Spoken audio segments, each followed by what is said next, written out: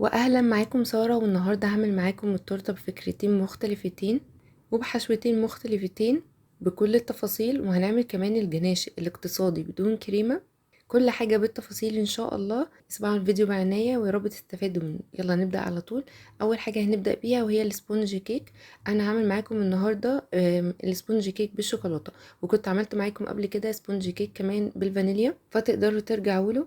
وهقول لكم كمان خلال الفيديو لو انتوا عايزينه بالفانيليا تعملوا ايه. اول حاجه هنبدا نضرب بياض البيض، وده عباره عن 7 بياض بيض. هنضربهم كويس جدا بدون اي اضافات.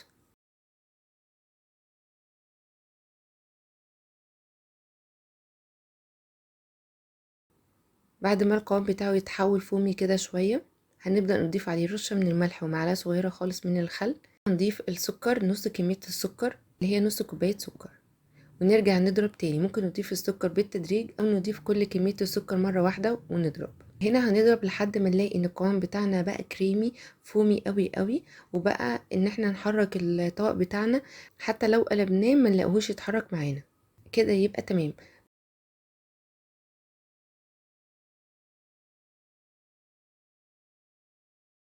بعدها هنضرب صفار البيض.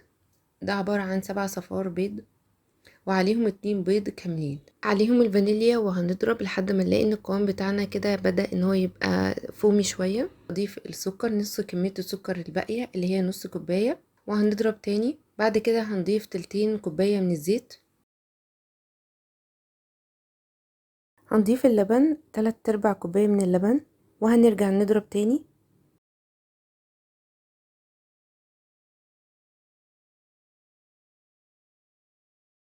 بعد كده هنبدأ نضيف المواد الجافة. المواد الجافة هنا عبارة عن 2.25 من الدقيق، شلت منهم ربع كوباية من الدقيق ده وضفت مكانه ربع كوباية من الكاكاو الخام.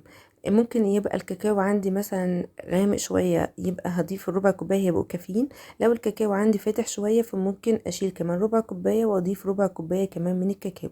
المهم ان مقدار الدقيق بتاعي عبارة عن 2.25. بشيل الكمية اللي انا عايزاها من الدقيق، بضيف مكانها نفس الكمية من الكاكاو، عليها معلقة صغيرة ونص من البيكنج باودر. هنبدأ ننخلهم على الخليط بتاعنا ونقلبهم كويس جدا لحد ما نلاقيه اختفى تماما. ممكن نضيف كل كمية المواد الجافة كلها مرة واحدة، او ممكن نضيفها على مراحل، ده على حسب ما انتوا حابين، مش هيفرق قوي.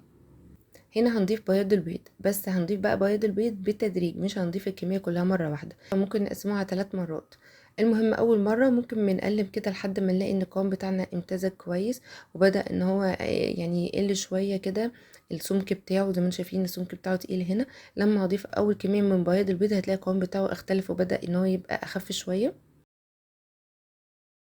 صينية اللي هندخلها الفرن هنبطنها كويس جدا بزيت، ونحط عليه رشة من الدقيق. يفضل الكاكاو لو انا هعمل كيكة بالكاكاو، ويفضل كمان احط ورقة من الزبدة، بيسهل معايا ان انا بعد كده اطلع الكيك بتاعي. اول ما بدأت ان انا اشتغل في الكيك، الفرن بتاعي سخنته على درجة حرارة 180 وسبته يسخن لحد ما اخلص الكيك اللي انا بعمله.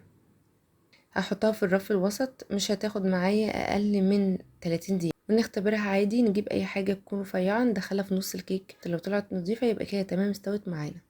هنطلعها ونغطيها ونسيبها تبرد تماما وتبقى بدرجة حرارة الغرفة.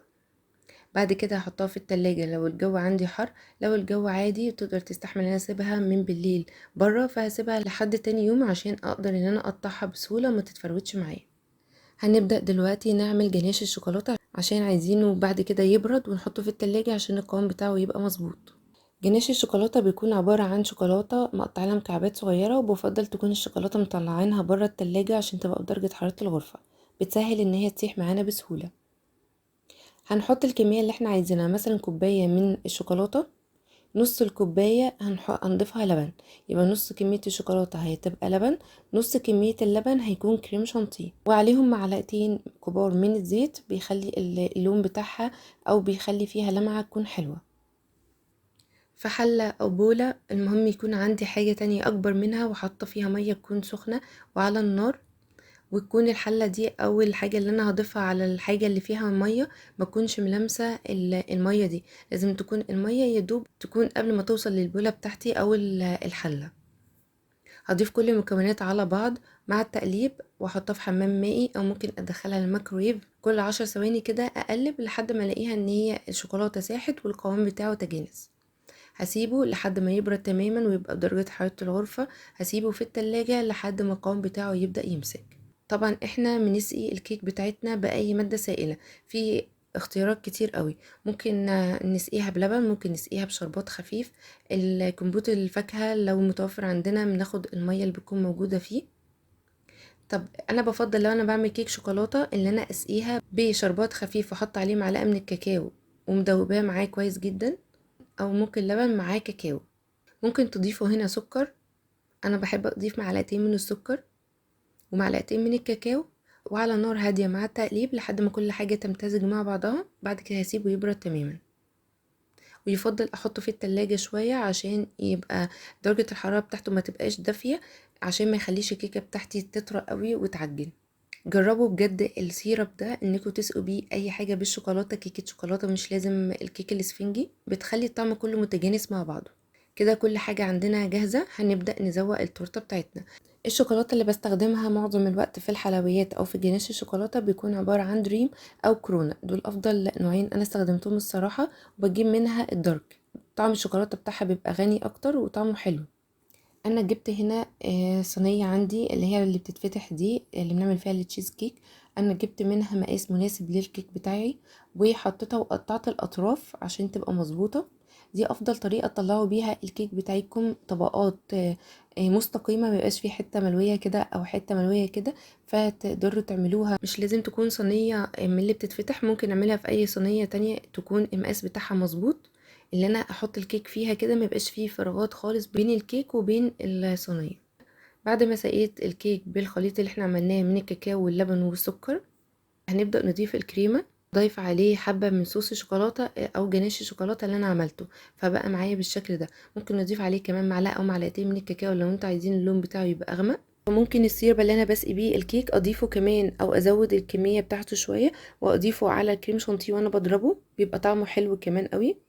لو بضيف كاكاو وخام على الكريم شانتيه ساعات بيبقى كده فيه حبيبات وما بيختلطش كويس، فدي بتبقى طريقة كويسة ان احنا نخلي الكاكاو بتاعنا يدوب الاول في لبن او بيدوب في اي سائل حتى، وبعد كده نضيفه على الكريم شانتيه واحنا بنضربه. الكيكه لو اتقطعت معاكم عادي مفيش اي مشكله، المهم تكون الطبقه الاولى تكون ما فيهاش قطعات كتير او ما تكونش مقطوعه قوي.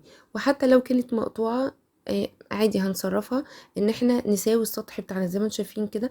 عشان كده انا بقول لكم حطوها في صينيه تكون قد مقاس الكيك، لو مش قدها ممكن تقطعوا منها كده، ظبطوا المقاس بتاعها تبقى على قد الصينيه، تقطعوا الاطراف بتاع الكيك الاسفنجي.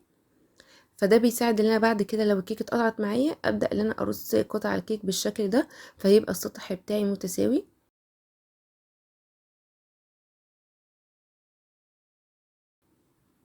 هنبدا نسقيه بالسيرب، بعد كده هنضيف كريم شانتيه وهكذا لحد ما نخلص كل طبقات الكيك. في اخر طبقة هنسقيها كمان، ولازم هنا نسيبها في التلاجة حبة حلوين عشان الكيك تمسك نفسها، والسيرب كمان يكون الكيك شربته، واعرف افرد كريم شانتيه على الوش.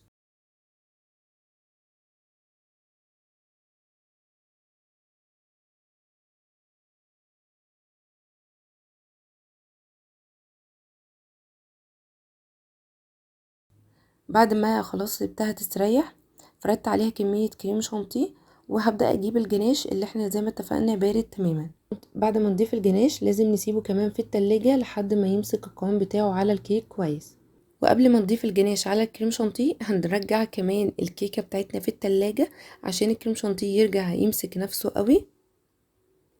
وبعد كده نضيف الجناش. لو لقيتوا ان طبقة الجناش بتاعكم مش مغطية الكيك قوي وعايزين تدوا طبقة كمان، فبترجعوها تاني في التلاجة كمان، وبعد كده ترجعوا تاني تضيفوا كمان طبقة من الجناش. بعد كده هسيبها برضو في التلاجة لحد ما تستريح شوية والجناش يمسك نفسه. هبدأ اعمل على الاطراف زي ما انتم شايفين كده شكل بالكريم شانتيه اللي احنا ضربناها مع السيرب او مع الجناش. هعمل معاكم كمان طريقة تانية من الكيك او طريقة تانية من تزويق التورت، برضو هي قريبة من نفس الطريقة دي، بس هعمل معاكم حشوة مختلفة انا بفضلها قوي. يعني انا ما بحبش كريم شانتيه تبقى هي الحشوة بتاعتي التورت، بحس ان الطعم بتاعها هادي قوي يعني مش غني كده، فبحب الكريم شانتيه اضيف عليها شوية اضافات. بس التورته هنا انا عاملاها بالفانيليا، فحبيت اقول لكم انكم نفس التزويق التورته دي تقدروا تزوقوا كيكه الفانيليا وتزوقوا كمان كيكه الشوكولاته.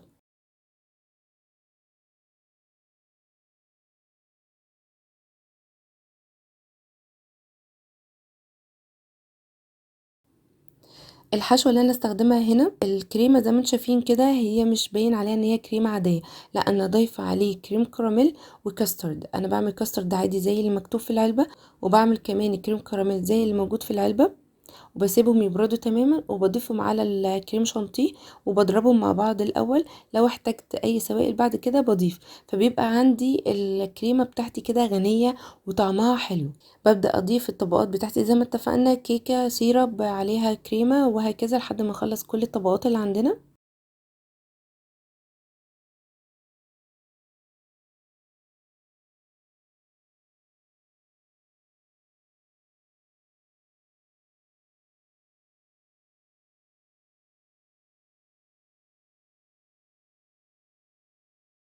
وبعد كده هنبدا نزوق التورته. انا زوقتها بالشكل ده، حطيت ورود صغيره خالص على الكيك من تحت، وحطيت كمان ورود على الوش من فوق، وضفت عليه كريز وبقى عندي بالشكل اللي انتوا شايفينه ده.